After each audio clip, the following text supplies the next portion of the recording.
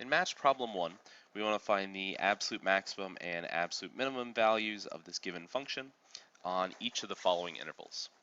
So again, because of those theorems we introduced, since we're considering this function on this closed bounded interval, we know that our function has to have an absolute maximum, has to have an absolute minimum, and we're going to find those at either critical values or the two endpoints. So the first thing we need to do is find our critical values, and those are going to be the same for each of these different functions, or for each of these different parts of the problem, because we're considering the same function, just on different intervals. So our first derivative will be 3x squared minus 12. If we set that equal to 0, that will give us 3x squared equals positive 12, or x squared equals 4. So taking the square root of both sides gives us x is either plus or minus 2. Because if we square positive 2, we'll get 4. If we square negative 2, we get 4. So again, that goes back to a little bit of an algebra technique, but something you want to make sure you understand. So what we'll do is go back to the original function and evaluate it at our two endpoints, and evaluate it at our two critical values. So we'll take negative 5, plug it into x cubed minus 12x. That would give us negative 65. F of 5 would give us positive 65. F of negative 2 will give us 16. And f of negative 2 will give us 16, and f of 2 will give us negative 16. So we've evaluated our function at the two endpoints and the two critical values. So now it just comes down to looking at our list of results and determining which values are largest, which values are smallest. So negative 65 is obviously our smallest function value, which makes this the absolute minimum for the function, again, on this closed interval. And our largest function value is 65, making this the absolute maximum.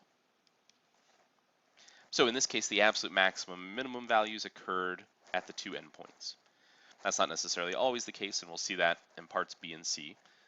But again, this process comes down to testing the endpoints and testing the critical values. So in part B, we're changing things a little bit. We're still considering the same function, but now we're on the closed interval from negative 3 to 3. We're still going to consider the same two critical values. So we'll evaluate f of negative 3, f of 3, f of negative 2, and f of 2. F of negative 3 is going to give us positive 9. F of 3 will give us negative 9. F of negative 2 is 16, and f of 2 is negative 16, just like before. And again, we want to identify the largest and smallest values. So now our smallest function value is negative 16, making this our absolute minimum. And f of negative 2 gives us a function value of 16, which is our absolute maximum. So originally the absolute minimum and maximum occurred at the two endpoints, but now that we've changed the boundaries for that interval, now the maximum and minimum are occurring at those two critical values. Now in part C, we're changing the intervals again. So now we're looking at x between negative 3 and 1, including negative 3 and 1. So we'll evaluate our function at negative 3, at 1, at negative 2, and 2. So we're looking at our endpoints and our two critical values. Now before we actually take another step, there's one of these that we can throw out. We have to look at negative 3 and 1 because those are our two endpoints.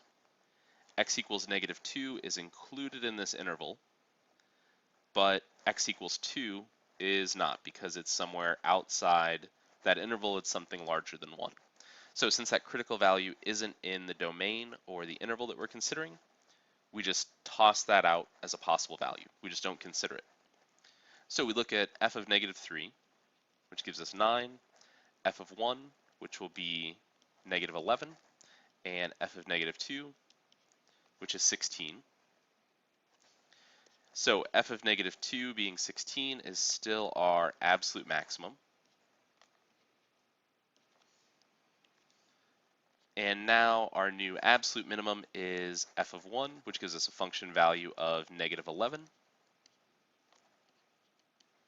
Meaning in this case, our absolute maximum and minimum occurred at an endpoint and at a critical value. So it can be any combination of endpoints and critical values, but as long as we're considering a function on that closed interval, we're guaranteed to have an absolute minimum and an absolute maximum occurring at some of those points.